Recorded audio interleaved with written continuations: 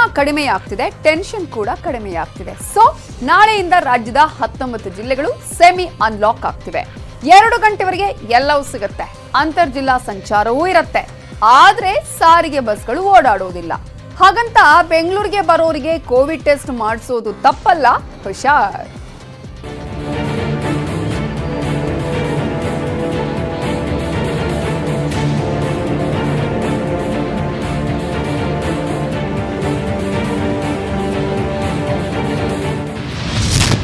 ನಾಳೆಯಿಂದ 19 ಜಿಲ್ಲೆಗಳಲ್ಲಿ semi unlock. Corona ಕಡಿಮೆ ಆಗ್ತಿರೋ ಕಾರಣಕ್ಕೆ ನಾಳೆಯಿಂದ ರಾಜ್ಯದ 19 ಜಿಲ್ಲೆಗಳಲ್ಲಿ ಸೆಮಿ ಅನ್ಲಾಕ್ ಆಗ್ತಿದೆ. ಬೆಳಗ್ಗೆ 6 ರಿಂದ ಮಧ್ಯಾಹ್ನ 2ರವರೆಗೆ ಆರ್ಥಿಕ ಚಟುವಟಿಕೆ ನಡೆಯಲಿದೆ. ಬಸ್ ಸಂಚಾರ ಇರುವುದಿಲ್ಲ. ಆಟೋ, ಕ್ಯಾಬ್ ಸಿಗುತ್ತೆ. 50% ಸಿಬ್ಬಂದಿಯೊಂದಿಗೆ ಕಾರ್ಖಾನೆ ಓಪನ್. ಗಾರ್ಮೆಂಟ್ಸ್ಗಳಲ್ಲಿ 30% ಸಿಬ್ಬಂದಿ ಕೆಲಸ. ಬೀದಿ ಬದಿ ವ್ಯಾಪಾರ ಅಂಗಡಿಗಳು ತೆರೆಯಲಿವೆ. ಬಾರ್, ಹೋಟೆಲ್ಗಳಲ್ಲಿ ಪಾರ್ಸಲ್ಗಷ್ಟೇ ಅನುಮತಿ. ಅಂತರ್ ಜಿಲ್ಲಾ ಸಂಚಾರಕ್ಕೆ ಅನುಮತಿ ಇದೆ. ನೈಟ್ ಕರ್ಫ್ಯೂ, ವೀಕೆಂಡ್ ಕರ್ಫ್ಯೂ ಮುಂದುವರಿಕೆ ಇದೆ. ಈ ವೇಳೆ ತುರ್ತು ಸೇವೆಗಳಿಗೆ ಮಾತ್ರ ಅವಕಾಶವಿದೆ. ಇನ್ನು ಮದುವೆಗೆ 40 ಜನ, ಅಂತ್ಯ ಸಂಸ್ಕಾರಕ್ಕೆ 5 ಜನಕ್ಕೆ ಮಾತ್ರ ಅವಕಾಶವಿದೆ. ಬೆಂಗಳೂರು ಅನ್ಲಾಕ್ ಆಗುತ್ತಲೇ ಹಳ್ಳಿಗಳಿಗೆ ಹೋಗಿದ್ದ ಜನ ಮತ್ತೆ ವಾಪಸ್ ಬರ್ತಿದ್ದಾರೆ. ಇದರಿಂದ ಮತ್ತೆ ಕೊರೋನಾ ಸೋಂಕು ಹೆಚ್ಚಾಗುವ ಸಾಧ್ಯತೆ, ಭೀತಿ ಕಾಡ್ತಿದೆ. ವಲಸಿಗರ ಕೋವಿಡ್ ಟೆಸ್ಟ್ಗೆ ಬಿಬಿಎಂಪಿ ಮುಂದಾಗಿದೆ. ಬಸ್ ನಿಲ್ದಾಣ, ರೈಲ್ವೆ ನಿಲ್ದಾಣಗಳಲ್ಲಿ ಊರುಗಳಿಂದ ಬರೋ ಜನರಿಗೆ ಕೋವಿಡ್ ಟೆಸ್ಟ್ ಮಾಡಲಾಗ್ತಿದೆ. ಸರ್, ಎಲ್ರಿಗೂ ಟೆಸ್ಟ್ ಮಾಡ್ತೀವಿ. ಅಂದರೆ ಸಿಂಪ್ಟಮ್ಸ್ ಏನಾದರೂ ಇದೆಯಾ ಎಲ್ಲ ಕೇಳ್ತೀವಿ. ಕೇಳ್ಬಿಟ್ಟು ಟೆಸ್ಟ್ ಮಾಡ್ತೀವಿ ಸರ್. ಈಗ ಅವರ ಡೀಟೇಲ್ಸ್ ಯಾವ ರೀತಿ ಪಡಿತೀರಿ? ಒಂದು ಕೇಸ್ ಪಾಸಿಟಿವ್ ಬಂದರೆ ಅವ್ರಿಗೆ ಯಾವ ರೀತಿ ಕಮ್ಯುನಿಕೇಟ್ ಮಾಡ್ತೀರಿ? ಅವ್ರಿಗೆ ಪಾಸಿಟಿವ್ ಬಂದರೆ ನಾವು ಆ ಕೇಸ್ನ ಶಿಫ್ಟ್ ಮಾಡ್ತೀವಿ. ಆದಷ್ಟು ಪೇಷಂಟ್ ಕಾಂಟ್ಯಾಕ್ಟ್ ಮಾಡ್ತೀವಿ. ಕಾಂಟ್ಯಾಕ್ಟ್ ಮಾಡಿಬಿಟ್ಟು ಬೇರೆ ಕಡೆ ಇದ್ದರೆ ಅದನ್ನು ವಾರ್ ರೂಮಿಗೆ ಶಿಫ್ಟ್ ಮಾಡಿ ಅಲ್ಲಿಂದ ನಾವು ಕೇಸ್ ಶಿಫ್ಟ್ ಮಾಡಿಸ್ತೀವಿ. ನಾನು ಇವಾಗಲೇ ಅವರ ಅಧಿಕಾರಿಗಳ ಜೊತೆ ಮಾತಾಡ್ತೇನೆ. ಬರುವಂಥವ್ರಿಗೆ ಬಿಗಿಯಾದ ಟೆಸ್ಟ್ ಮಾಡಿ ಇಲ್ಲಿಗೆ ಬರೋ ರೀತಿ ನೋಡ್ಕೊಳ್ಳೋಕೆ ಏನು ವ್ಯವಸ್ಥೆ ಬೇಕೋ, ನಿಮ್ಮ ಸಲಹೆ ಏನಿದೆ ಅದನ್ನು ನಾನು ಖಂಡಿತ ಗಂಭೀರವಾಗಿ ಪರಿಗಣಿಸ್ತೇನೆ, ಸರಿಪಡಿಸೋ ಪ್ರಯತ್ನ. ಇನ್ನು ರಾಜ್ಯದ 11 ಜಿಲ್ಲೆಗಳಲ್ಲಿ ಮುಂಚಿನಂತೆಯೇ ಲಾಕ್ಡೌನ್ ಇರುತ್ತೆ. ಬೆಳಗ್ಗೆ 10ರವರೆಗೆ ಮಾತ್ರ ಅಗತ್ಯ ವಸ್ತು ಖರೀದಿಗೆ ಅವಕಾಶ.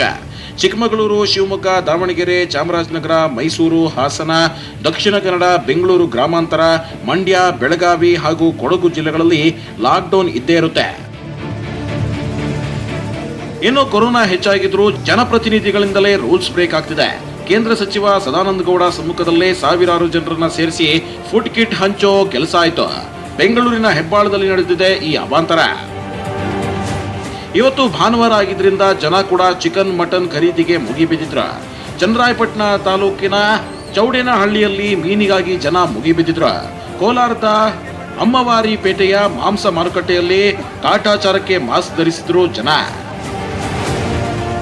ಕೊರೋನಾದಿಂದಾಗಿ ಆಗ್ತಿರೋ ಗೋಳಾಟಗಳು ಅಷ್ಟಿಷ್ಟಲ್ಲ. ಚಾಮರಾಜನಗರ ಜಿಲ್ಲೆಯ ಗುಂಡ್ಲುಪೇಟೆ ತಾಲೂಕಿನ ಬಾಚಹಳ್ಳಿಯ ಕರುಣಾಜನಕ ಕಥೆ ಇದು. ಪತಿ ಕೊರೋನಾದಿಂದ ಮೃತಪಟ್ಟಿದ್ದಾರೆ. ಪತ್ನಿ ಕೊರೋನಾ ಸೋಂಕಿನಿಂದ ಕೋವಿಡ್ ಆಸ್ಪತ್ರೆಯಲ್ಲಿದ್ದಾರೆ. ಮನೆಯ ಒಬ್ಬನೇ ಮಗ ಮನೆ ಬಿಟ್ಟು 7-8 ವರ್ಷಗಳಾಗಿವೆ. ಅಂತ್ಯ ಸಂಸ್ಕಾರಕ್ಕೆ ಮಗನೂ ಇಲ್ಲ, ಪತ್ನಿಯೂ ಇಲ್ಲ. ದೂರದ ಸಂಬಂಧಿಕರೇ ಅಂತ್ಯಕ್ರಿಯೆ ಮಾಡಿದ್ರು. ಬೆಳಗಾವಿಯಲ್ಲಿ ನಿವೃತ್ತ ಯೋಧನಿಗೆ ಸತ್ತ ಮೇಲೂ ನೆಮ್ಮದಿ ಇಲ್ಲ ನೋಡಿ. ಆಸ್ಪತ್ರೆ ಬಾಕಿ ಬಿಲ್ ತುಂಬಿಲ್ಲ ಅಂತ ನಿವೃತ್ತ ಯೋಧನ ಮೃತದೇಹ ನೀಡದೆ ಸತಾಯಿಸಿದೆ ಖಾಸಗಿ ಆಸ್ಪತ್ರೆ. ಬಿಜೆಪಿ ಮುಖಂಡ ಡಾಕ್ಟರ್ ರವಿ ಪಾಟೀಲ್ಗೆ ಸೇರಿದ ಖಾಸಗಿ ಆಸ್ಪತ್ರೆ ಸಿಬ್ಬಂದಿ ಅಮಾನವೀಯತೆ ಇದು. ಸರ್ಕಾರದ ರೂಲ್ಸ್ಗಳಿಗೆ ಬಿಜೆಪಿ ಮುಖಂಡರಿಂದಲೇ ಎಳ್ಳು ನೀರು. ಕಡೆಗೆ ಯೋಧರ ಸ್ನೇಹಿತರ ಆಕ್ರೋಶ. ಮಾಧ್ಯಮಗಳ ಕ್ಯಾಮೆರಾ ನೋಡಿದ ಕೂಡಲೇ ಕುಟುಂಬಸ್ಥರಿಗೆ ಮೃತದೇಹ ಕೊಟ್ಟಿದ್ದಾರೆ ಆಸ್ಪತ್ರೆ ಸಿಬ್ಬಂದಿ. ಇನ್ನು ಕೊರೋನಾ ಬಂದಾಗ್ಲಿಂದಲೂ ಒಂದಲ್ಲ ಒಂದು ಸಮಾಜ ಸೇವೆ ಮಾಡುತ್ತಲೇ ಇದ್ದಾರೆ ಭುವನ್ ಪೊನ್ನಣ್ಣ ಹಾಗೂ ಹರ್ಷಿಕಾ ಪೊನ್ನಚ್ಚ. ಹಾಗೆ ಬೆಳಗಾವಿ ಜಿಲ್ಲೆ ರಾಯಭಾಗ ತಾಲೂಕಿನ ಸವಸುದ್ದಿ ಗ್ರಾಮದಲ್ಲೂ ಸಹಾಯ ಮಾಡಿದ್ರು. ಸೋಂಕಿತರು ಬಡವರಿಗೆ ದಿನಸಿ ಕಿಟ್, ಮಾಸ್ಕ್ ಹಾಗೂ ಸ್ಯಾನಿಟೈಸರ್ ಕೊಟ್ಟಿದ್ರು.